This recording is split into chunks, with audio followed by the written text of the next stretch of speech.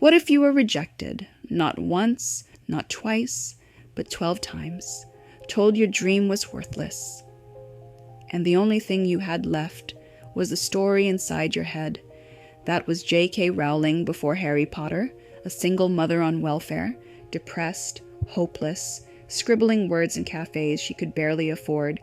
On the outside, it looked like failure. On the inside, she was fighting for her life with nothing but imagination. 12 publishers told her no, but one yes changed everything. It unleashed a cultural phenomenon that would touch 500 million lives.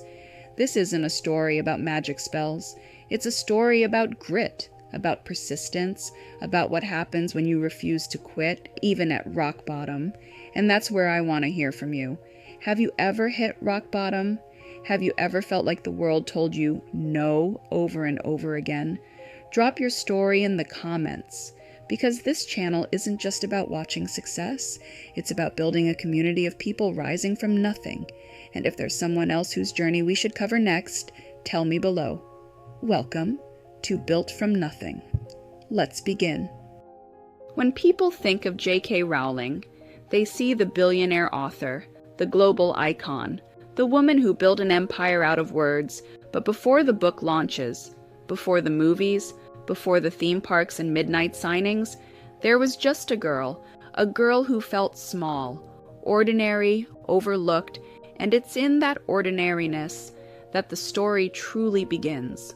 Rowling was born Joanne Rowling on July 31st, 1965, in Yate, a small town in England. Her family wasn't wealthy, not glamorous, not extraordinary. Her father, Peter, was an aircraft engineer. Her mother, Anne, a science technician. On the surface, a typical middle-class household, but behind closed doors, life wasn't picture perfect. From a very young age, Joanne felt like she didn't quite fit in. She was a daydreamer. Her mind lived in stories.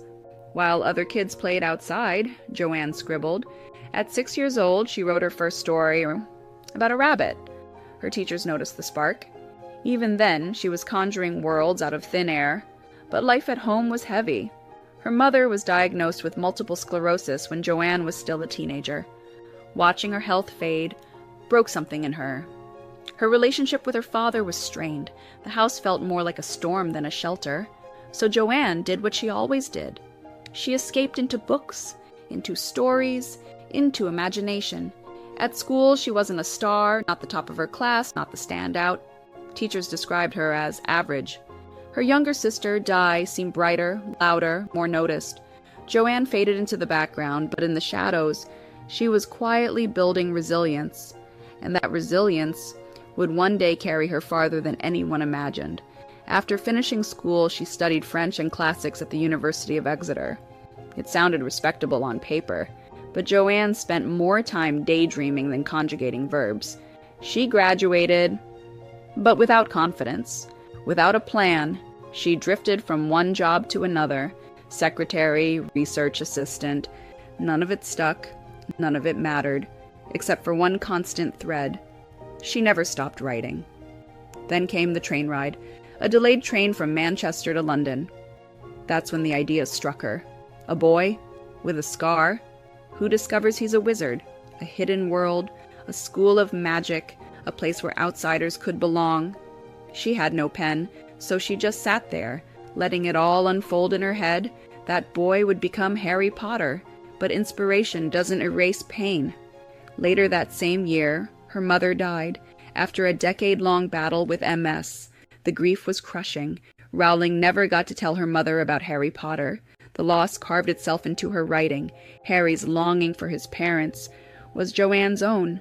Desperate for change, she moved to Portugal. She taught English. She fell in love. She got married.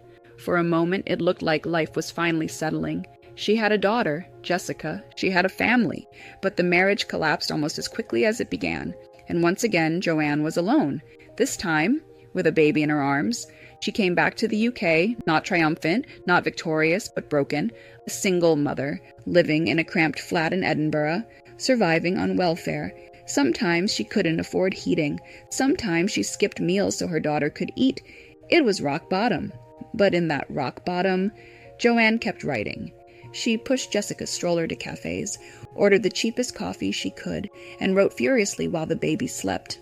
On the outside, just another struggling mother. On the inside, a world of wizards, castles, and courage was being born. She later said, "I was the biggest failure I knew. By every usual standard, I was the biggest failure I knew." But failure became her foundation, and those cafe scribbles, they were the beginning of the story that would change her life and ours.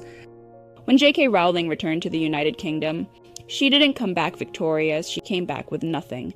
No money, no career, no partner, just a suitcase, a baby, and a half-finished manuscript about a boy wizard. Her marriage in Portugal had fallen apart, quickly, violently, and now she was a single mother, raising her daughter Jessica on her own, with no steady income and no safety net. The only thing she could rely on was welfare. Her flat in Edinburgh was cramped, cold, unforgiving. She often couldn't afford heating. Sometimes she skipped meals to feed her child. Poverty wasn't an idea anymore. It was her daily reality, and with it came shame, and something darker. Depression. Rowling has admitted she struggled with suicidal thoughts. She described her depression as the absence of any hope. The future looked like a black hole, and she couldn't see her way out. But even here, in this darkness, she kept writing, not because she thought it would make her rich, not because anyone was waiting for her book, but because writing was the only thing keeping her alive. She'd push Jessica's stroller into cafes, order the cheapest coffee she could afford, and write furiously while her baby slept. It was in these cafes that Hogwarts began to take shape, brick by brick, character by character.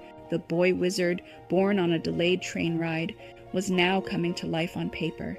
Still, self-doubt haunted her. Who would read this? Who would publish this?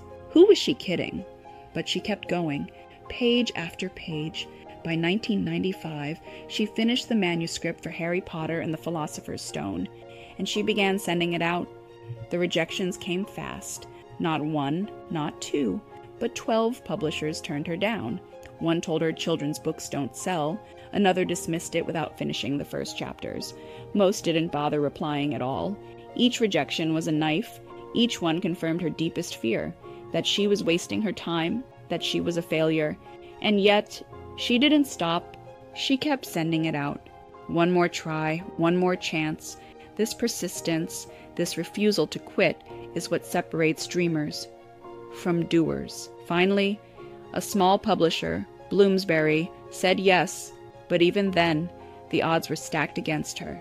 The chairman only agreed to publish it after his 8-year-old daughter read the first chapter and begged for more. Without that little girl, Harry Potter might never have been published. Even then, Bloomsbury wasn't confident. The first print run was just 500 copies. Half of them went straight to libraries. Rowling got a tiny advance, barely enough to pay a month's rent, and she was told, "Don't quit your day job," because children's fantasy would never be a career. But Joanne knew something the publishers didn't. This wasn't just a story on paper. It was her survival, her grief, her imagination, her belief that even the most overlooked child could be destined for greatness. And when the book finally hit shelves, something unexpected happened. Kids loved it, teachers loved it, parents loved it. Harry Potter began to spread, slowly, then faster.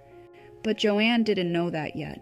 She was still a single mom on welfare, still scraping by, still hoping maybe this story might matter. What she didn't know was that she was standing on the edge of a tidal wave, a wave that was about to carry her, from rejection to recognition. Harry Potter and the Philosopher's Stone finally hit the shelves, but let's be clear. This wasn't some massive book launch, the first print run, just 500 copies, half of them sent straight to libraries. Her publisher told her not to expect much. They even told her, "Don't quit your day job." But magic has a way of slipping through the cracks. Something started happening. Kids couldn't put it down. Teachers read it to their classrooms, and their students begged for more. Parents stayed up late, secretly turning the pages themselves. There was something special here, something universal, a world of wizards and castles, a world where the overlooked could become extraordinary. Word spread, quietly at first, then like wildfire. By 1998, the book was winning awards. Then came a phone call that changed everything. Scholastic and a giant American publisher bought the U.S. rights. The price? $105,000. More money than Rowling had ever seen. More money than she thought she'd ever see. For the first time in years, she could breathe. The book hit America as Harry Potter and the Sorcerer's Stone, and it exploded. Each new release grew bigger, the second book, the third. By the time Goblet of Fire came out in 2000, the frenzy was unstoppable. That book sold over 3 million copies in just 48 hours, from welfare to millionaire, in just a few years. It sounded like fiction, but it was real, and Hollywood noticed. Warner Brothers swooped in, buying the film rights for over $1 million. In 2001, the first movie premiered, Harry Potter and the Sorcerer's Stone. It grossed nearly $1 billion worldwide. The story that had been rejected 12 times was now the story the whole world was talking about. Everywhere you looked, Harry Potter was there. Bookstores overflowing, children waving wands, adults debating plot twists late into the night. It wasn't just a book anymore. It was a movement, a modern mythology. The numbers tell one story. Over 500 million books sold, translated into 80 languages, the best-selling series in history. But the real story was the impact. For children who felt invisible, Harry was them. For kids facing loss, hardship, or loneliness, Hogwarts became home. Rowling had written to save herself. But in the process, she gave millions of kids a reason to believe in magic. Rowling once said, "I think we all have a desire to escape into a world where courage and friendship can conquer anything." That's what she built. Not just a book, not just a franchise, a refuge. But success doesn't erase the past. She never forgot where she came from. She knew hunger. She knew hopelessness. She knew rejection. And even now, richer than she ever dreamed, she carried that memory. Because she hadn't built her empire on luck. She had built it on persistence. By the early 2000s, J.K. Rowling wasn't just an author. She was a cultural architect. She had proven that one yes can erase a dozen no's, that a single mother on welfare could write her way into history. But with that fame came new challenges, and as the series neared its end, Rowling had to face something new. The weight of legacy, the burden of expectation, and the scrutiny that comes with global fame. The girl in cafés, scribbling between tears and baby feedings, was now the most famous author in the world. But her story wasn't just about building Harry Potter. It was about building a legacy, and that part of the story was only beginning. By 2007, the world had changed. The 7th and final Harry Potter book, Deathly Hallows, hit shelves. And it wasn't just a book release, it was an event. Midnight launches, fans in robes lining city streets, families reading together, laughing, crying. The final chapter sold over 11 million copies. In the first 24 hours, Harry Potter wasn't just a story anymore. It was a generation's childhood. Rowling had gone from welfare to wealth, from invisible to immortal. In just over a decade, she had done what seemed impossible. She had built a modern mythology, and in the process, she had built herself. But Joanne never forgot where she came from. She remembered the cold flats, the hunger, the rejection, the feeling of being invisible, and she gave back. Rowling donated millions to charities. She supported single-parent families. She funded multiple sclerosis research in honor of her mother. She gave so much that she famously dropped off the Forbes billionaire list. Think about that. She gave away an entire fortune that others spend lifetimes chasing. And when asked why, her answer was simple. You have a moral responsibility when you've been given far more than you need to do wise things with it and give intelligently. But legacy isn't just measured in money. It's measured in meaning. Rowling gave kids a reason to read. She gave outsiders a place to belong. She gave dreamers proof that courage and love can conquer darkness. She didn't just write stories, she built a safe place, a world people still escape into when life feels too heavy. Of course, fame comes with shadows. As the empire grew, books, films, theme parks, criticism followed. Some accused her of commercialism, others questioned her creative choices, and in recent years, her public opinions have sparked heated debates, controversies that polarized audiences. Some fans felt betrayed, others defended her fiercely. It was proof of a hard truth. Success doesn't shield you from scrutiny, it magnifies it. But no matter where you stand on the debates, one fact remains. The journey of J.K. Rowling from poverty to publishing phenomenon, from rejection to recognition, is one of the greatest comeback stories of our time. So what do we take from her story? Lesson 1. Failure is not fatal. Rowling once said she was the biggest failure she knew, but failure became her foundation. Lesson 2. Rejection is not the end. 12 publishers said no. It only took one yes to change everything. Lesson 3. Imagination is power. When her world crumbled, she built another, and that world saved her. Then it saved millions of others. Lesson 4. Wealth is more than money. Her true riches aren't the billions she made. It's the generations of readers who discovered joy because of her words. And so here we are. The girl who once scribbled stories to escape her pain became the woman who built a universe worth billions. The single mother on welfare became the richest author in the world. The 12-time reject became the writer who defined an era. But this isn't about wands or castles or spells. It's about grit, persistence, the courage to keep going, even at rock bottom, because sometimes the world will tell you no, over and over again. Sometimes life will strip you down to nothing, but if you hold on to your imagination, if you hold on to your grit, if you hold on to the belief that your story matters, you can build something the world can't ignore.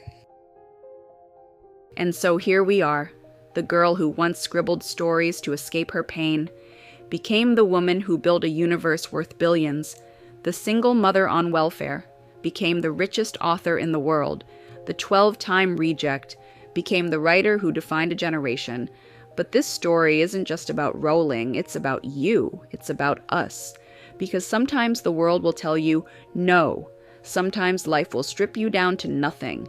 But if you hold on to your grit, to your imagination, to your belief that your story matters, you can build something the world can't ignore. If this story moved you, hit that like button. Subscribe to Built From Nothing for more stories of grit, persistence, and transformation. Because the people who inspire us most aren't the ones who started at the top. They're the ones who built from nothing.